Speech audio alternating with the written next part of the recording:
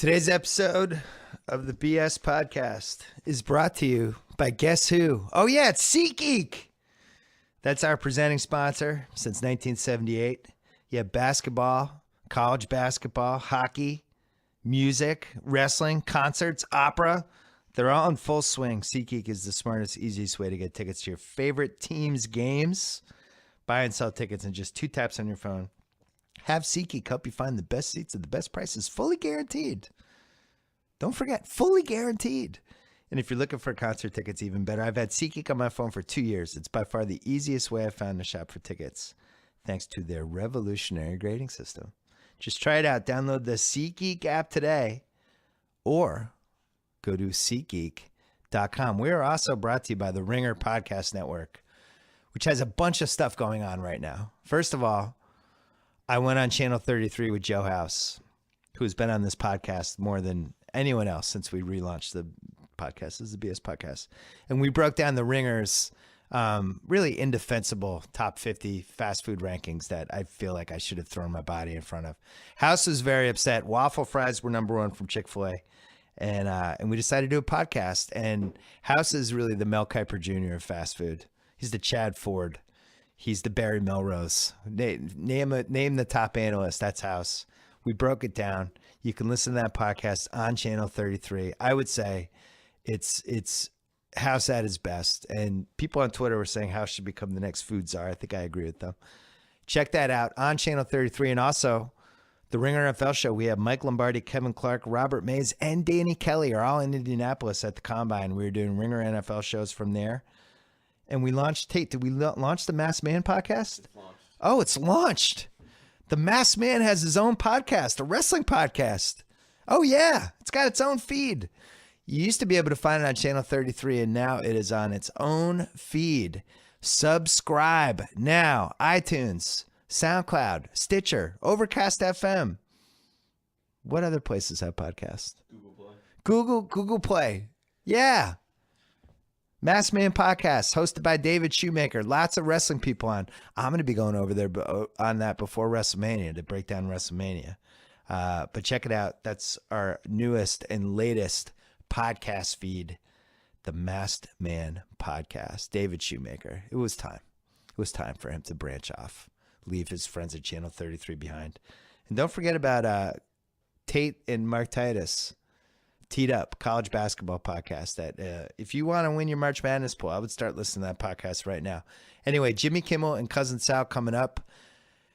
We taped this on a Wednesday night. We went to their office because Jimmy is, he's a celebrity. He just hosted the Oscars, for God's sakes. We had to go to him, even though he's 2 miles away. And that is coming up right now. But first, our friends from Pearl Jam.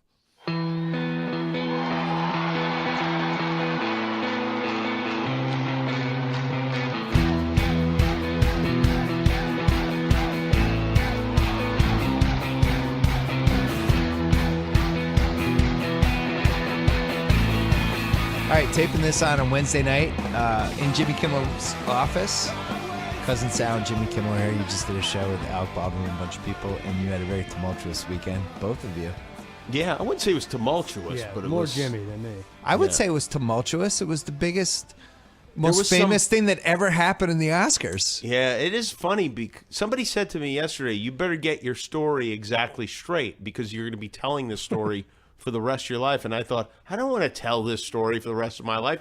It's about the wrong envelope being handed over. It's essentially a boring story, but the impact was It's never going to go away. Yeah, I know. I guess it's not. Oh, yeah, I'm just going to say it wasn't me. I was saying to somebody, it was like the JFK assassination, and you were kind of the Jackie O. You were crawling on the back of the limo, wondering what happened. But I was, in a way. I don't, I haven't done really any interviews. I know. Since the Oscars, and so there are many things that people don't know about what happened that night. Like afterwards, somehow I wound up in the huddle trying to figure out what is going on. Well, they're the producers, Mike DeLuca and Jennifer Todd are the producers of the show. And then there's Dawn and Cheryl who run the Academy. And they were trying to figure out what happened. And for some reason, I became a part of that. with Warren Beatty. Like you're a decision maker. And I really was in the middle of this, and everybody was very keyed up trying to figure out, what happened and who did what and whatever. And I just kept screwing around through the whole thing. I told Warren Beatty he was in trouble. I told Warren Beatty, I said, there's only one way to handle this. You need to come on my show tomorrow night, and we'll explain what happened. He said, well, that sounds great for you, but I think I'm just going to wait a while. And I said, I'm going to tell you right now that I think that's a mistake. Forget me. I'm not speaking for myself here. It would be great if you were on the show, but I'm saying I think you need to handle this immediately, and a great place to do it would be on my show because I am actually an eyewitness to what happened. And he didn't think that was a great idea, but he did a very smart thing, and I was really impressed by this. He kept those envelopes. He would not hand them to anybody. He showed them to people, but he would not hand them over. The two envelopes. He kept both of them because that's the evidence. That's the smoking gun there. As soon as you give those envelopes up, who knows who switches what out and who knows what happened. The other smart thing was that he went to the microphone.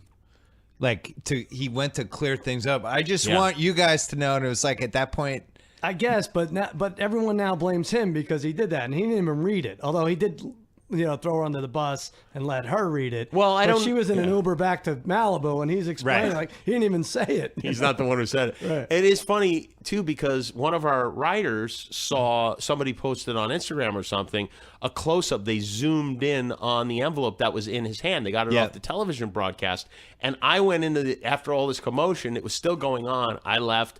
We had a little toast after the show. I went back in and I said, Warren, you could see on the envelope, you can see right here, the envelope that you were handed said outstanding female, actress. And I said, and I just announced him. I said, you're free to walk the streets of Hollywood again. And I walked out of the room. Everybody laughed, and that was kind of the end of it. The whole thing is so, we were talking about before. Well, why it took so long is the... Well, the guy must have had two envelopes left, right? The accountant? They have one set of envelopes on one side of the stage and another set of envelopes on the other side of the stage. So each time somebody wins an award, he's probably putting the duplicate, or either they took it away, he's putting in some suitcase. Yeah. And gradually he just had the two left, but he's walking around, he's tweeting, he's taking photos. And then they're like, hey, we need that best. And he just gives it, and he just gives the right. It's kind of amazing. I just can't What are the believe. odds? So it takes a minute to get on stage. They go through 2.5 speeches. And then, it was like 2.5 minutes. Like, these are not people you want watching your 6-year-old around the pool, right? Like, get in there before anyone gets on stage. Immediately they're running in going, whoa, whoa, whoa, I think at that point, people were hoping it somehow went away. Yeah. What they could have done? They could have just went with it. They could have. Yeah. I don't know. I don't know what I would have done in that situation, but the thought would definitely cross my mind of just letting La La Land have the best picture and everybody kind of look at it because it was the favorite. It's not like it would have been a huge surprise. Nobody would have been like, what the hell happened? How did it's not like it was Arrival or something or Hell or High Water. I think that's another reason she read the name. She's like, well, this doesn't look right because there's an actress's name here, but everyone has been telling me all day that La La Land should win, so I'll just read the name. La La. Emma Stone, she gave an interview thing right after when they're in that room. Right. And she's like, you could tell she thought there was some sort of conspiracy and she's like, I just want you to know I had my envelope the whole time. Right. I don't think there was this 20 minutes where nobody knew how it was going to play out. Yeah. I don't know that she thought there was a conspiracy. I think she thought that Warren had made a mistake. Instead, she didn't realize there were two versions of that envelope in that card. Yeah.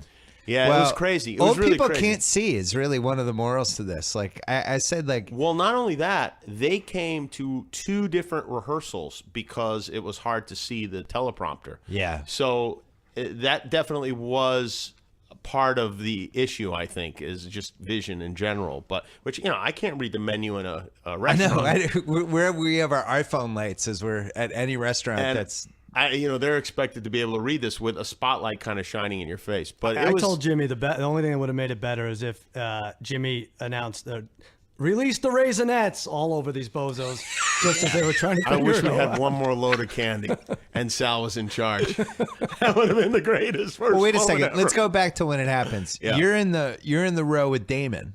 So I'm sitting in What the was audience. the plan for the last joke that we never saw? The plan for the last joke was the Best Picture winner is announced. They make a speech. I was assuming the Best Picture was not going to be Manchester by the Sea.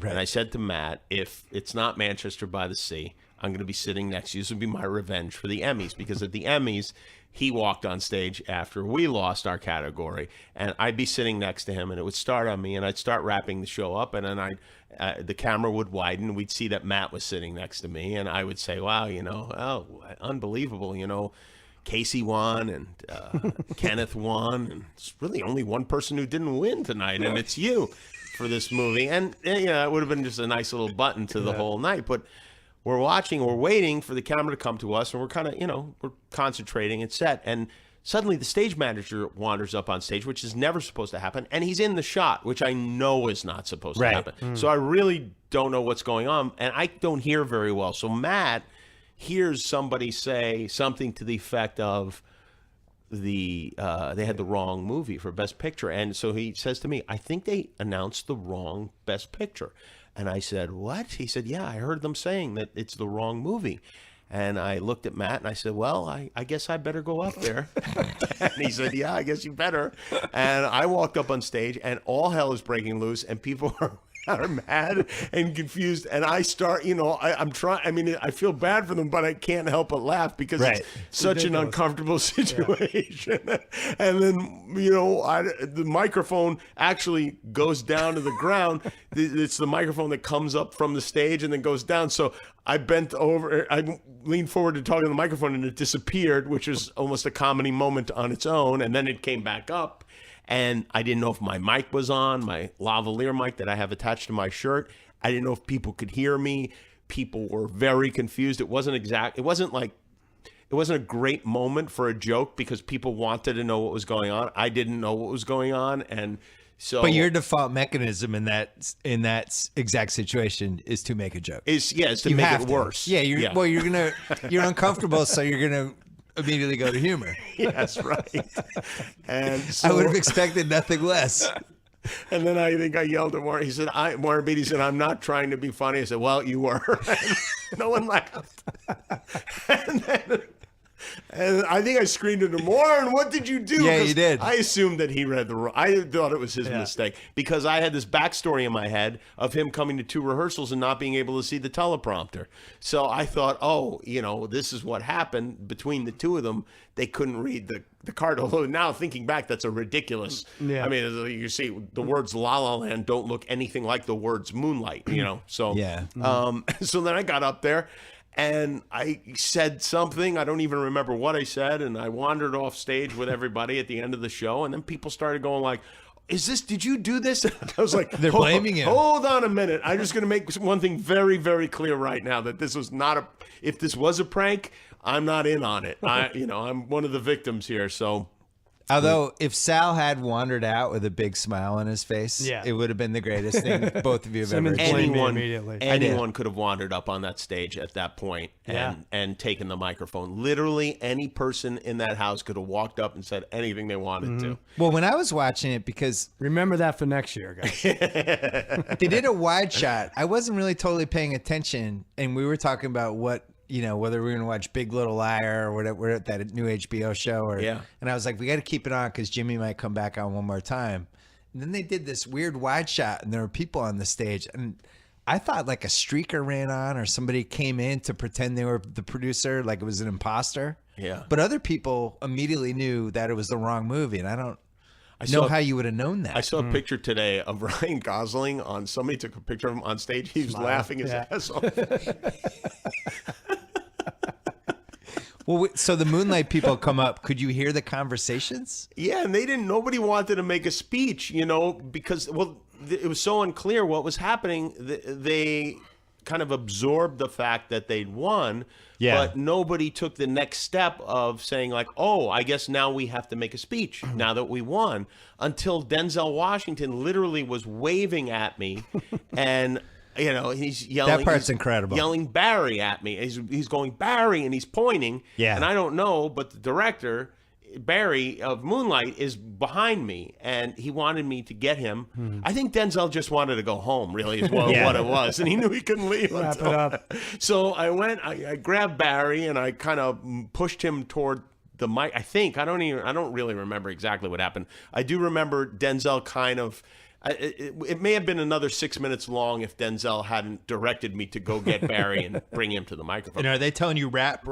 Nobody's no. There's no. I mean, there's nobody to tell me rap. I don't have an earpiece on. It's almost like a natural disaster has just happened.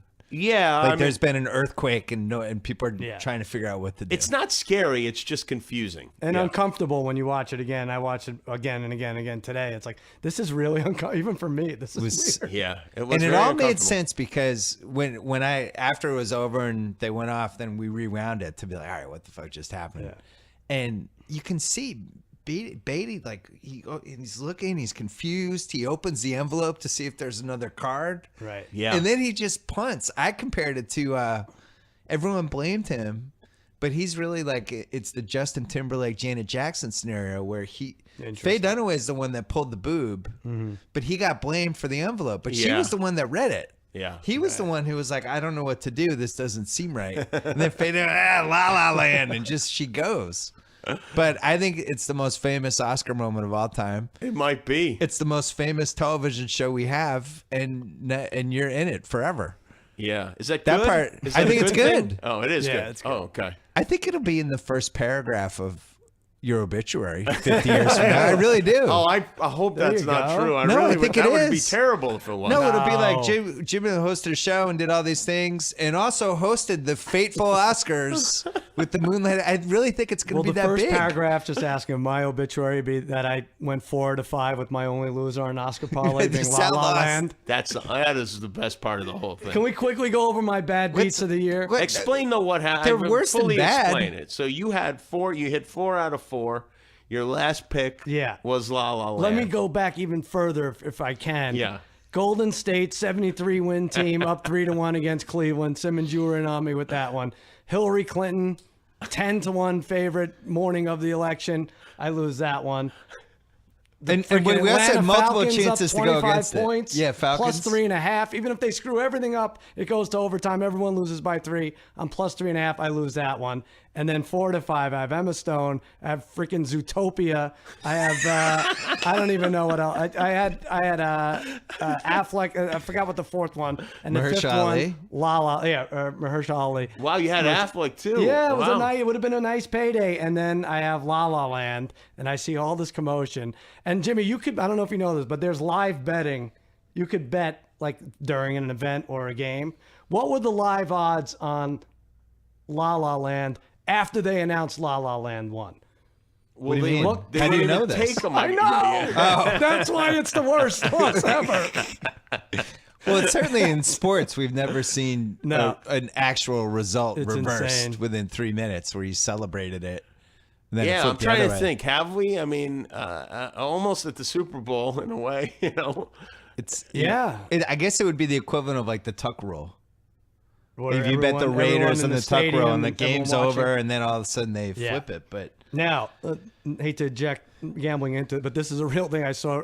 Was it Price Waterhouse? Is that what it is? Price Waterhouse Cooper? Yeah, minus 260 to keep the job next year. Oh, the firm itself. Favored. Yes. You can bet on that. You can bet on it. I'm going to say there's going to be a new firm next year. Oh, you think so? My gut. Because they already announced that the guy isn't coming back. Right? Yeah, I would think that. Yeah, they fired they didn't fire them actually. They just took them off the account. Yeah. Which is interesting. I think they come back. Yeah. We'll be back to Jimmy and Sal in 1 second, but first I want to talk about our friends at Lyft. Lyft. Lyft. Download the Lyft app and get a ride in minutes for less than the cost of a cab. Every Lyft driver is fully vetted through their 10-point safety standard. They are rated after every ride. Only the best stick around. And with Lyft, you can tip in the app, which obviously leads to happier and better drivers. 9 out of 10 Lyft rides get a perfect 5-star rating from the passenger. It's also the highest rated ride-sharing app, and it's your buddy whenever you need a ride.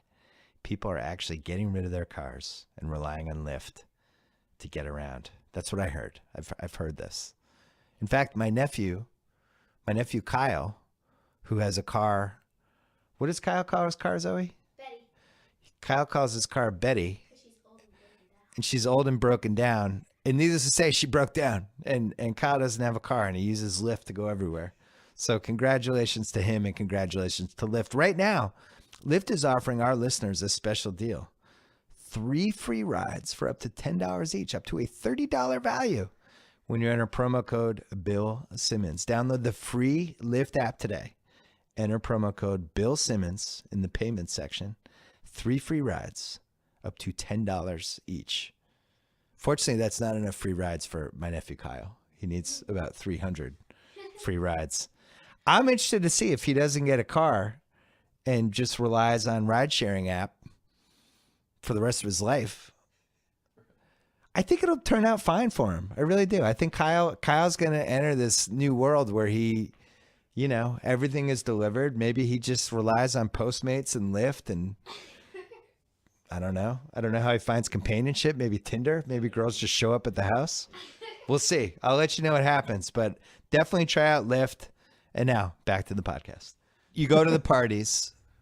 Yeah, go to the party. This party, this should have been like a celebration. You did an awesome job hosting, by the way. I'm not just saying that because I'm your friend. Thank you. You were really good. I really enjoyed the show. The narrative changed. It just becomes what happened for 4 hours, right?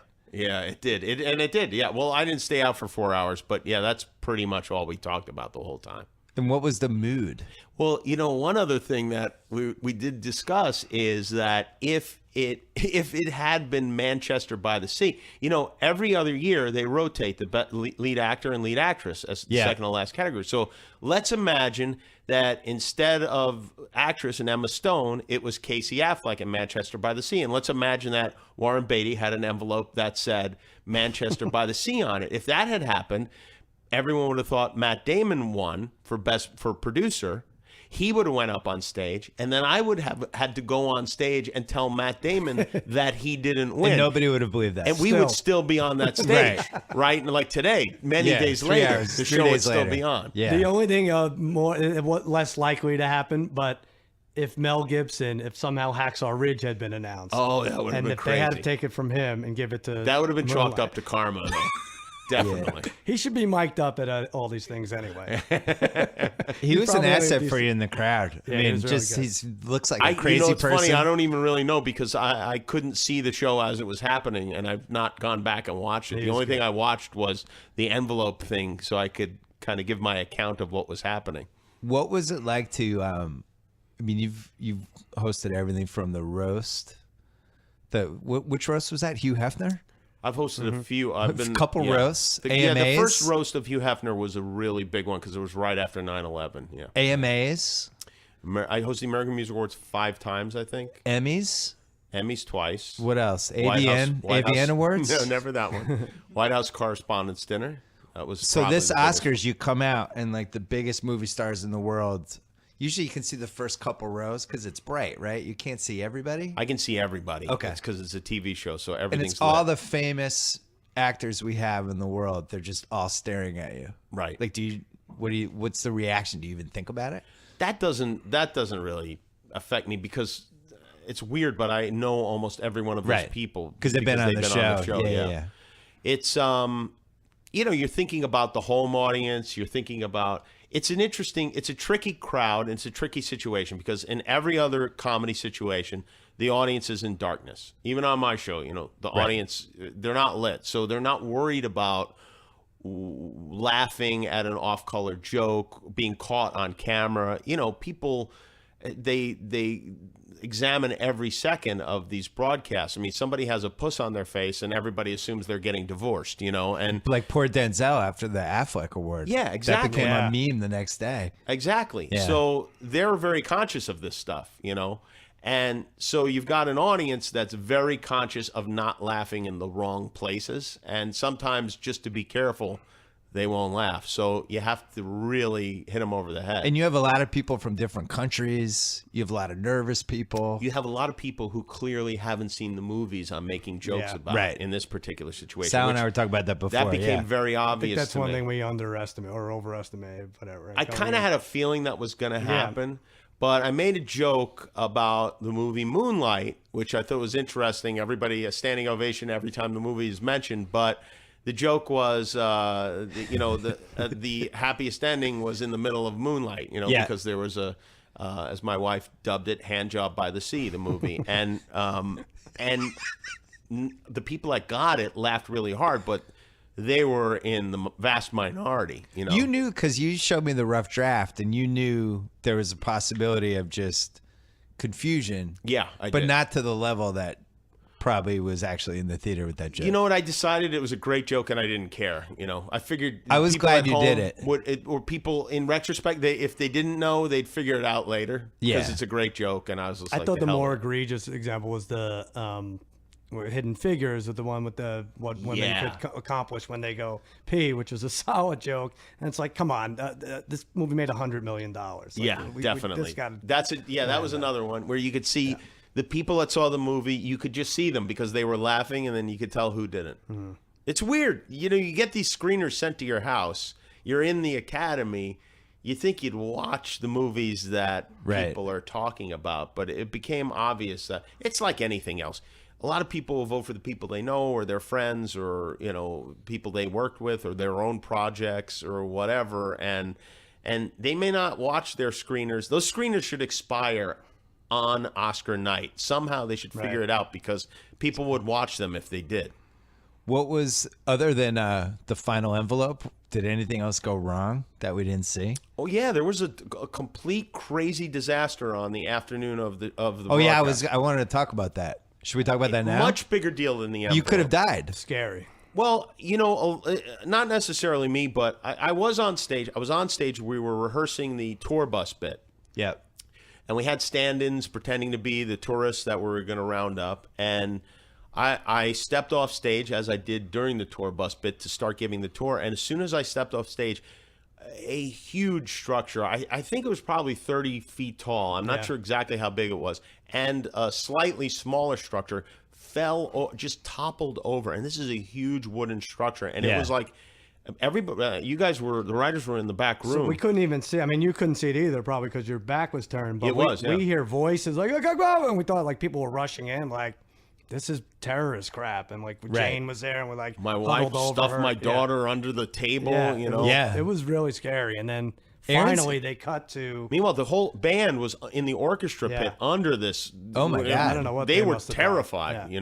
Erin said that she ran out and she couldn't find you, and she thought you were under the wood. And well, everything got really quiet for about 30 seconds after the stage toppled over, because I think people were nervous, and also you wanted to hear if anybody was going to cry out from under that, and that was a very tense moment when that thing happened, because someone easily could have been killed. It is a miracle. It really is a miracle that nobody was hurt. So you were on the stage 2 minutes before it collapsed. Less than 2 minutes before it collapsed. Yeah. And I had a parlay with the stage not collapsing at all. Usually golden. Did Sal get blamed for that? And by the way, this is day of show, so we didn't have the rehearsal. We didn't cancel the rehearsal. We canceled the rest of the rehearsal. We had no rehearsal today. We only rehearsed like the first half of the show. Mm-hmm. Erin said Erin's one of your EPs for people not listening, or people who don't know that. Erin said it gave it like a weird edge because it was so scary for a couple hours after. Yeah, I think it did. Yeah, maybe a foreboding edge. Meanwhile, I was the only one. I was like, "Oh, good, no more rehearsal. I'm gonna go take a nap." I went and laid down for half an hour. Did they know what happened? Did they know why it collapsed? Was it the Price Waterhouse guy? Can we blame him for this? Everything. The stage has an elevator under it, and for whatever reason, the building wasn't in the slot it was supposed to be in, and when the elevator came up, it toppled it over. Wow. Yeah. Sal, you were preparing for this Oscars for a long time. You've worked with this guy for a long time. Is this the all-time most anal he's ever been about anything? The most anal? Yeah. Where would you rank his? I think so. 2 months before the Oscars compared to the other stuff. Yeah, no, I think this was, but I wanted to ask you, I never asked you about this. Like, you were told late that you were hosting around Christmas time, right? It was on a Christmas break. Do you think now that it's better that we didn't start in October? Maybe it's one less month of actually, no, it was not Christmas break. It was before that, No, right? wasn't it? Oh, yeah, no, you're right. Yeah, it was after Christmas. Yeah, it was late. Yeah, it was after was late. Christmas. Yeah, I mean, sometimes I think it would be better if they just like ran into my room the night before and said, "Hey, tomorrow you're hosting the Oscars." Right. And I didn't have to worry about it leading up because I really wasn't that nervous like moments I before could see the show. he felt it. Like Friday night, we had the rehearsal, and afterwards, I saw him. Like you should have been exhausted, and you probably were, but you were in a good mood, and you were up, and I think I saw in your eye, you're like, I got this. The fact that I went to the party, I think, is all you need to know because Dick's Baby Doll's dinner, because I wouldn't have gone if I wasn't feeling confident or ready. Right. But I did. I just felt like I had good jokes, and I felt like I was pretty much ready to go. Yeah. Also, like having done a lot of these, you know, it's you're almost like an athlete. Like you play in the high school championship, you play in the Rose Bowl, then you play in a playoff game. It's exactly like that. And it just really moves is. up. It's exactly like that. Bigger room, but I think of it more of in the way I think of it like as being a coroner. Your first day on the job, you're horrified by all the gore and dead bodies, and then like 5 years into it, you're like you got your dick in a dead body's ear, and yes, you're shooting your Christmas card. I was gonna say that. In a way, it's the same thing. It seemed like a monumental task after the Emmys, but I think it helped that it was after the, yeah, we had the muscle memory. By the way, we haven't talked about. Maybe we're going to get to it where I totally lost the crowd. The moment where I was with the OJ joke. Oh yeah, and the whole thing went south, and I'm like, really, like the whole deal flashed before my eyes because the monologue went over great. People loved it. I mean, people were jumping up and down when I walked backstage, and I knew it. I knew it went great.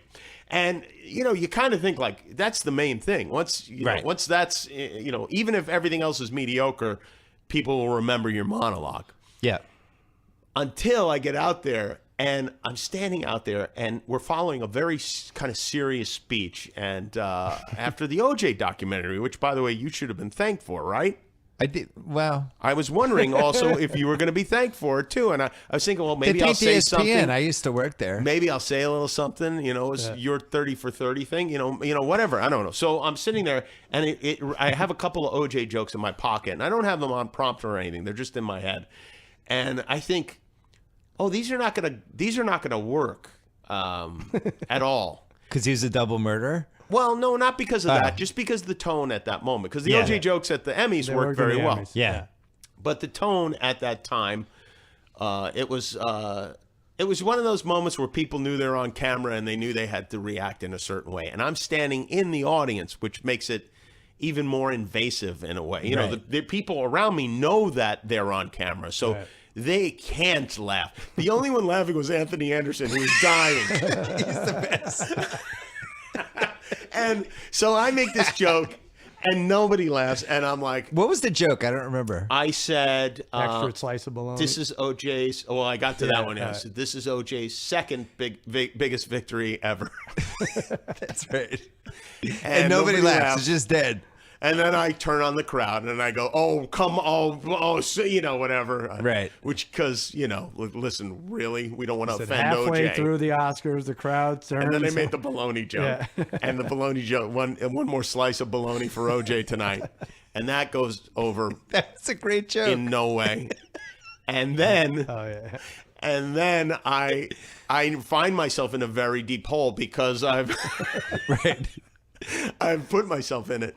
And I said, I don't know, I said something to the effect of, I was just basically kind of enacting the review I would get. Kimmel and the crowd, until a very distasteful OJ joke was poorly received. Their beloved OJ. And I kind of got him back at that, and people did laugh.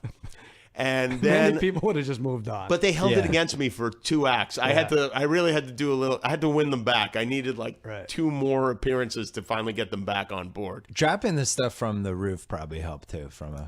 That was, it's funny because people are like, oh, you're giving food to the audience. Everybody does it. It's because the audience needs food, or they're terrible, or else they will hate you, and they hate being there, and that's the worst kind of a group of people. And every award show I ever do, I will make sure I don't care if I don't care if 1,000 people say enough already. Every award show I ever do, there will be some kind of food for the audience. You know, have you watched the whole show?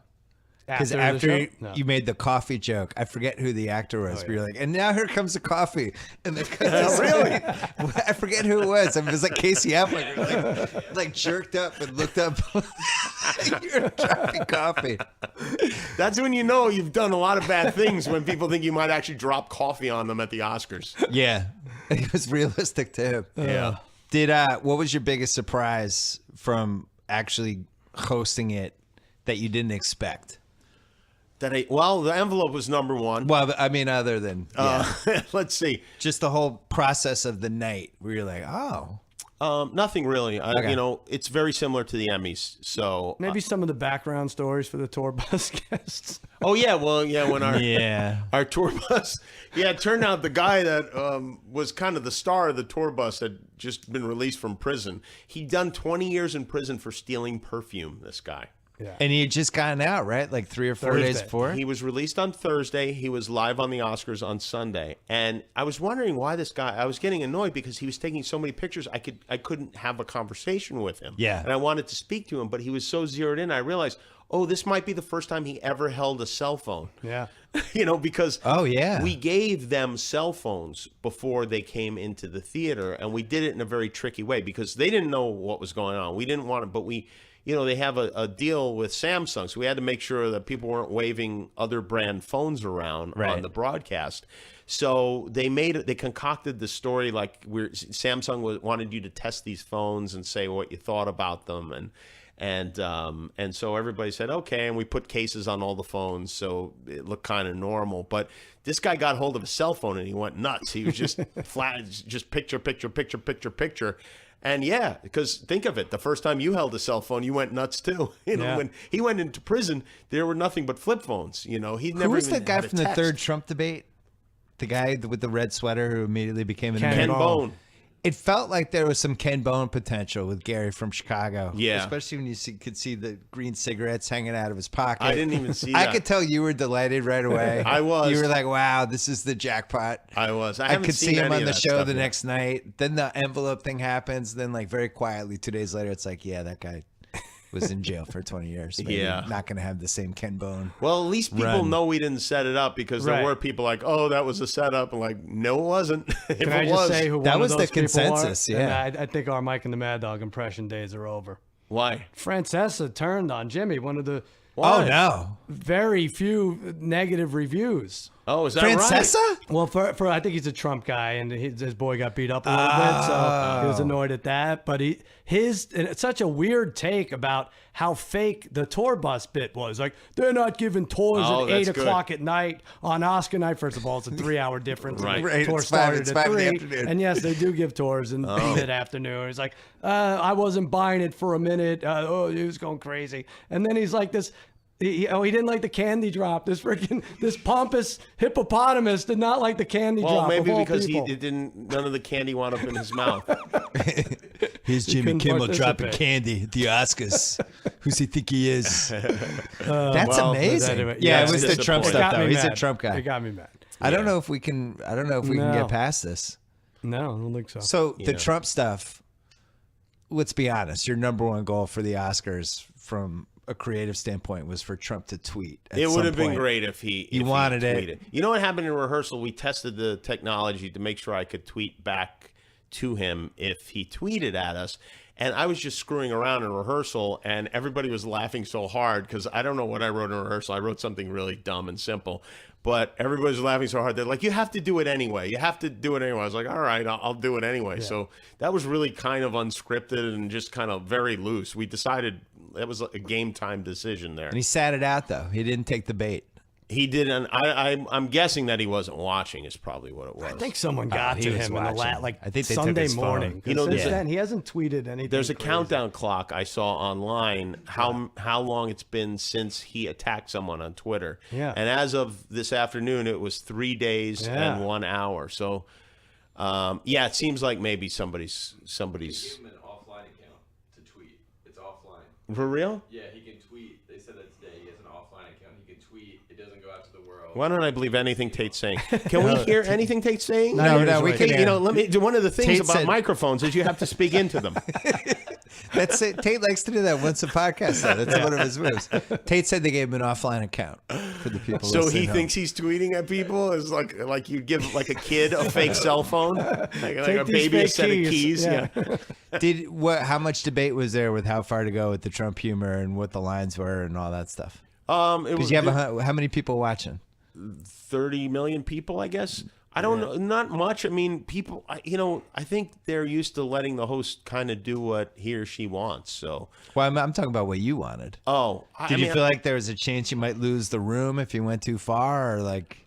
No, I thought there was a chance I might lose the room if I didn't go far enough. Yeah. But I just felt like it was just a matter of balance. I didn't want it at any point for people to feel like, oh, all right, we got it, and that mostly depends on the quality of the jokes. I thought it'd be, if you bet the under, everything's in terms of betting, on politically charged speeches, I think you would have won. Like, I expected more. And especially like even Casey Affleck had a bigger, Casey was shocked that I talked to him afterwards. Really? Like the night before at the Spirit Awards, he had a huge thing, and he couldn't believe he won. He was totally unprepared, and he said he forgot to thank his kids, and he was despondent about that. And his brother was crying in the audience, and that really like threw him off because I don't think Ben does a whole lot of crying. And and it was I think that was a very spontaneous and totally unprepared speech that he gave. The gambling odds shifted big time toward Denzel. Right. It's like by the time the Oscars started, he was almost a 2-1 favorite. Which so I never know, like, what does that mean? It's just people waiting to make their Denzel run, or they have inside info. I wasn't as surprised that he won after Lonergan won for his screenplay.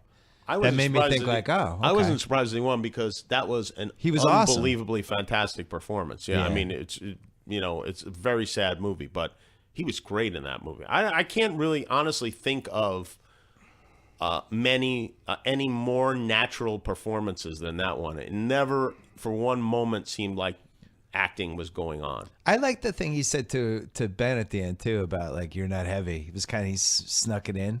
Yeah. There was all these moments from the Oscars that I think would have been really played out the next day and dissected, and instead, if not for the envelope just. And it's not really fair because, they gave out 25 awards. 24 out of 25 they got right. But you got one wrong and everyone freaks out. Yeah, Brady completes 24 or 25 passes. That's a great day for them. Everyone going crazy about it. One more quick break from the cousins to talk about our friends at Squarespace. They make it easy to build beautiful websites, whether you're planning to start a business, change careers, or launch a creative project. Now that we are 3 months in to 2017. Well, 2 months in. We're in our third month. You should absolutely be tackling your next move with Squarespace. It's widely used by all kinds of people and businesses. Squarespace gives you the ability to create an online platform with which you can make your latest goals into a reality. Whether you need a landing page, a beautiful gallery, a professional blog, or an online store, it's all included in your Squarespace website. It's a unique domain experience. It is fully transparent. It is simple to set up. Add and arrange your content and features with the click of a mouse. Nothing to install, patch, or upgrade ever. And Squarespace's award-winning 24/7 customer support will help you no matter how hard or how easy your problem may be. Start a free trial today at squarespace.com. Use offer code BS to get 10% off your first purchase plus a free domain. Again, that's squarespace.com. Offer code BS. Squarespace. Make your next move. Make your next website. Back to Jimmy and Sal.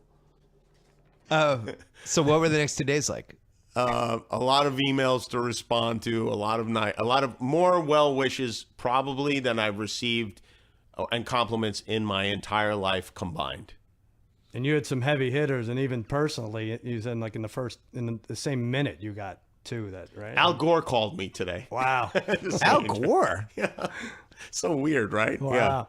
Yeah. It went well. I think everybody was very happy. The difference I think was the people in the audience enjoyed the show.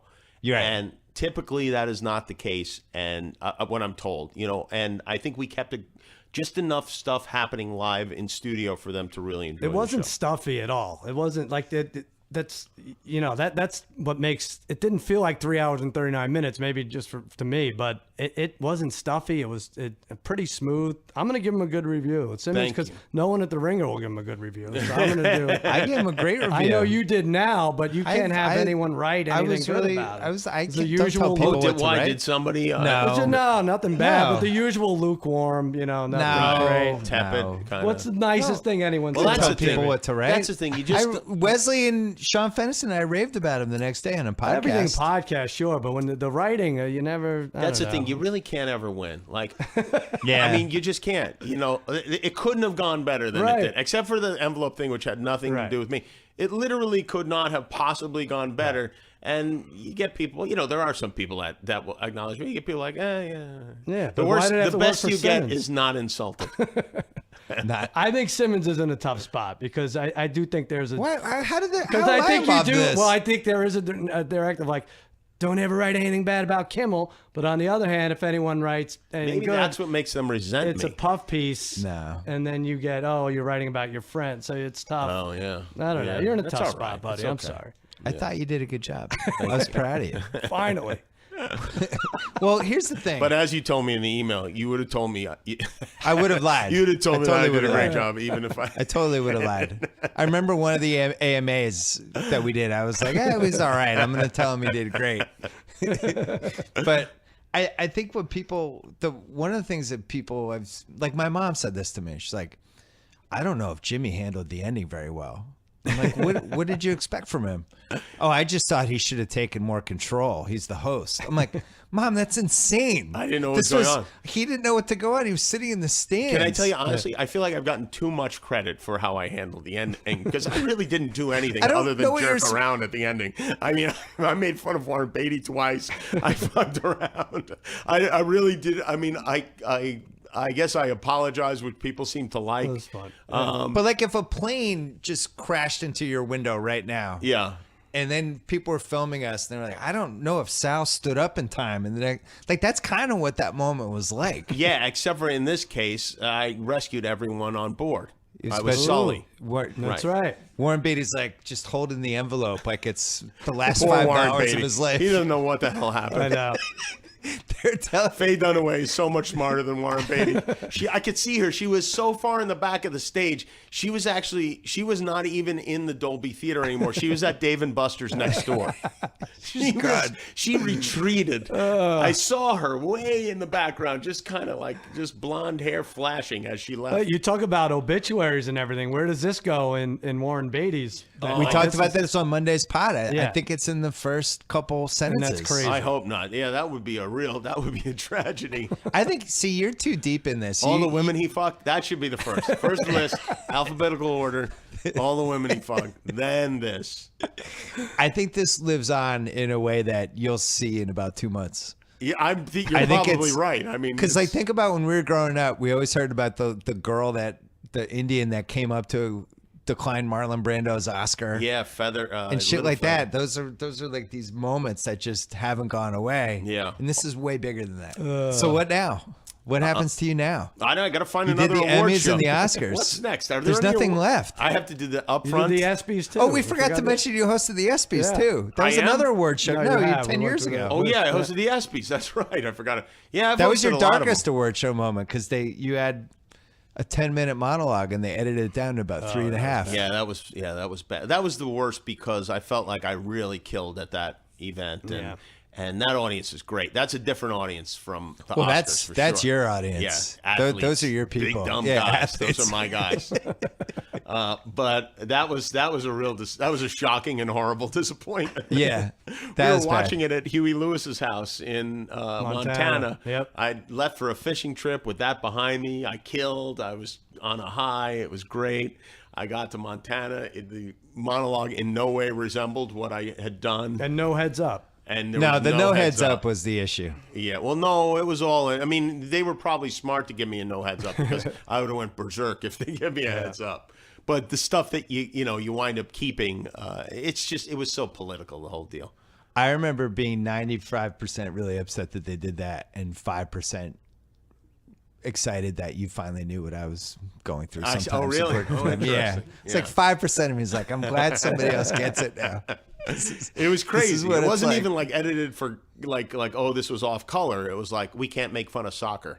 That kind of thing. You know? But it was even worse than the mangling because I think you had 5 or 6 jokes that just killed the most. And I think they took out like 5. Yeah, and That was what really hurt is they edited took out the poorly. best, the flow, the best they of the killed jokes. the flow of Yeah. everything. Now it seems like a million years ago. It was.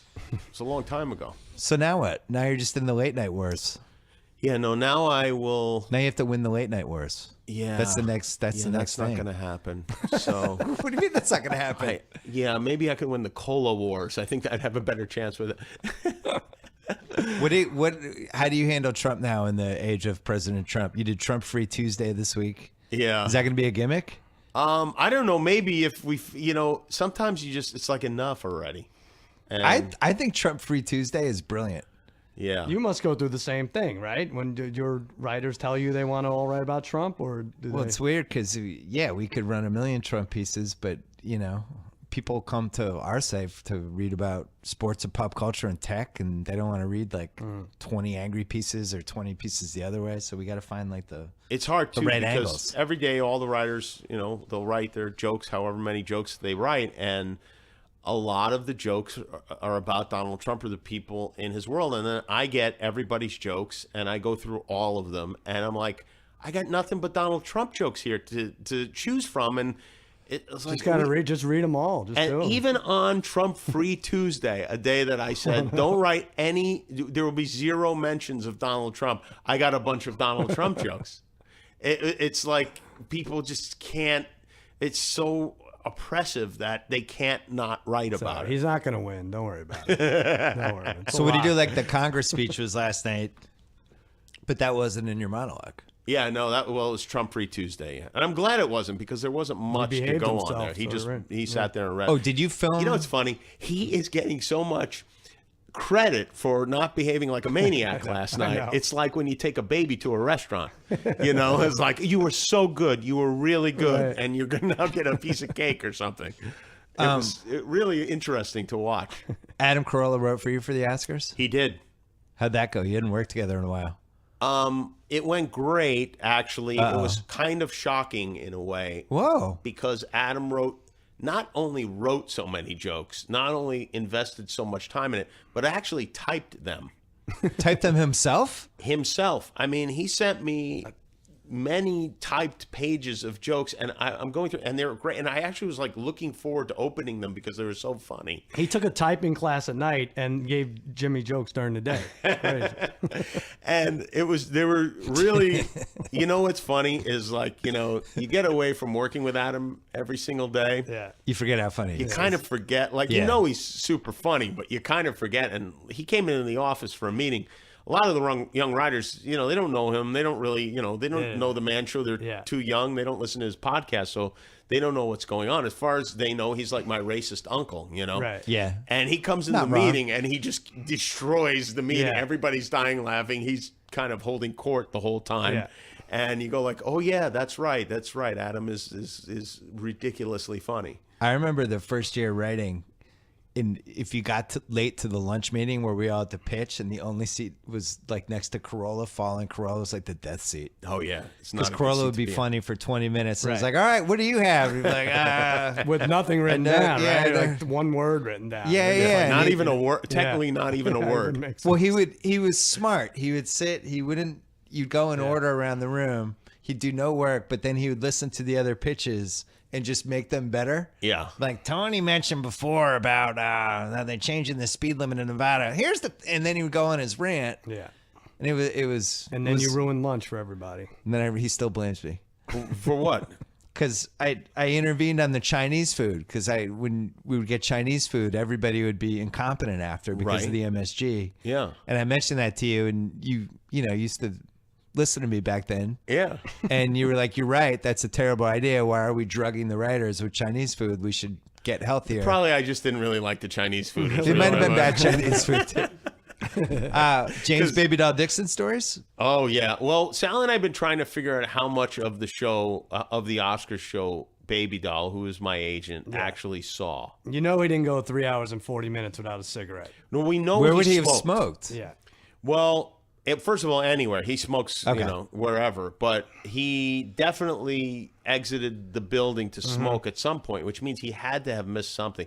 Well, I wish he was here so we could have quizzed him and gone through and read him a list of things that happened and then made a couple up and listened to him kind of bullshit his way through it. But, yeah, he was on pretty good behavior because his wife and daughter were there. But there were people walking by, and his go-to line is, I don't even, this guy with a cane, he looked like he was 90, just trying to make his way through. You know he was important at some point, and baby's like, hey, Mark, do you remember me? You remember me, right? Which is the most annoying question you can ask. You remember somebody. me? Yeah, you're just immediately making I'm the telling person you, feel you stupid. remember me. I do. I remember So you. go ahead and remember me.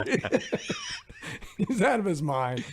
He's He crazy. He didn't have like a Denzel Washington. He didn't force his way into the Vanity Fair party afterwards. Oh. Yeah, Yeah, you're right. He had his family. He was so off it his like- game. He really was. Yeah. The family's like his kryptonite. Yeah. He didn't stay with you. He didn't stay with me. No. He was disappointingly well behaved. And you had a pregnant wife as your date. I did. Very yes. pregnant wife. Very pregnant. Looked great in yeah. the gown. When is the second child coming? In a couple months. So that'll be your next big project. Yeah, I guess so. Yeah. Not sleeping. Yeah. I know we sleep. Yeah, I sleep through everything. As long as that's the great thing about breastfeeding. We can't do it. You know? it's true. It's like, well, what am I going to do? I would do. I always say to Molly, I would have the baby for you if I could. Jimmy's got a fishing trip planned 3 hours before the due date. I think. He's gonna be fine. Do we cover everything? I think so, right? Let's see. I still Sal can't lost believe- a lot of money. When is this gonna end? What, you I losing a just lot of can't- money? Wow, No, I- never. Did you lose on the Cubs? No, I somehow stayed Somehow away you from stayed that. away. Somehow you didn't Yeah. have the Indians. Yeah, and we had other stupid things. The Lions not to make the playoffs. There's no. I know, but when you talk about I know. you talk about 3-1 Cavs, Yeah. Patriots coming back for 25 down, Hillary Clinton. losing to Trump, Right. and then the envelope switch, and you're on the wrong side of all four of Yeah. those. We shouldn't I don't even know. be in the same room as you.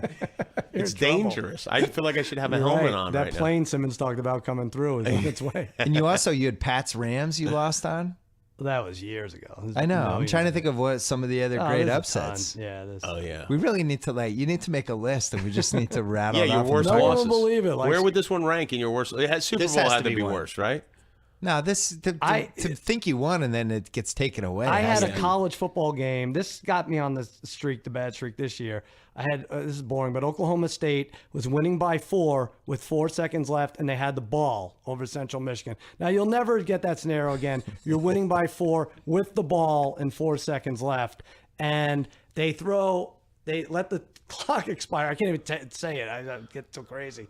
And they throw it out of bounds, and they call it grounding, which gives the defense one more play. Sure enough, Hail Mary the other way, and it wins. Unbelievable. Yeah. That's a pretty good one. Yeah, Scott Van Pelt and ESPN, they talk about bad beats, but they don't bet Live them. Yes, Yeah. they don't go through it. And they like don't I get do. beat by them. Right. I think probably the Trump Clinton one is the worst one because we stared at it and tried to Yeah. figure out ways to go against it forever. And Yeah, and I had the states the parlay Billy too. Bush thing happened. We were like, we don't need to go against this now. Yeah. It's done.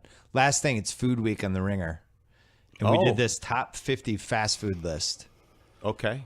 which was voted on by the entire staff, which includes a Are lot these of chains or regional chains?